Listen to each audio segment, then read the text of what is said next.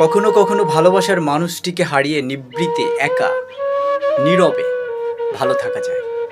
কিছু কিছু মানুষ একাকিত্বের ভিতরে ভালো থাকা খুঁজে নেয়। অনেক মানুষ ছেড়ে দেয় ভালো থাকার জন্য। ভালো থাকার জন্য একজন মানুষকে ছেড়ে দেয়, কোথাও চলে যায়। সামান্য সুখের জন্য একজন মানুষকে ভেঙে চুরে শেষ করে অনেক দূরে চলে যায় ভালো থাকার জন্য। কিন্তু কখনো যদি সেই মানুষটি দূরে গিয়েও ভালো না থাকতে পারে, যদি কখনো শোনা যায় সেই মানুষটি আমাকে ছেড়ে এখন ভালো নেই, তখন নিজের কাছে আফসোস লাগে। কারণ আমাকে তো ছেড়ে গিয়েছিল ভালো থাকার জন্য। আমি একটা খারাপ মানুষ ছিলাম, সবচেয়ে নিকৃষ্ট মানুষ ছিলাম সেই মানুষটির নজরে। সেই মানুষটি আমার মতন একটা খারাপ মানুষকে ছেড়ে অবশ্যই একজন ভালো মানুষের হাত ধরেছে, সেখানে তো অবশ্যই সে শান্তি পাবে।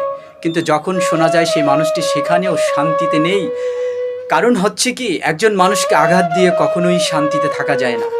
একজন মানুষকে ভেঙে চুরে শেষ করে কখনোই মানুষ ভালো থাকতে পারেনি। এটা যুগে যুগে ইতিহাস হয়ে আসে, থাকবে। কোনো মানুষের অন্তরে কষ্ট দিয়ে কোনো মানুষই ভালো থাকতে পারে না।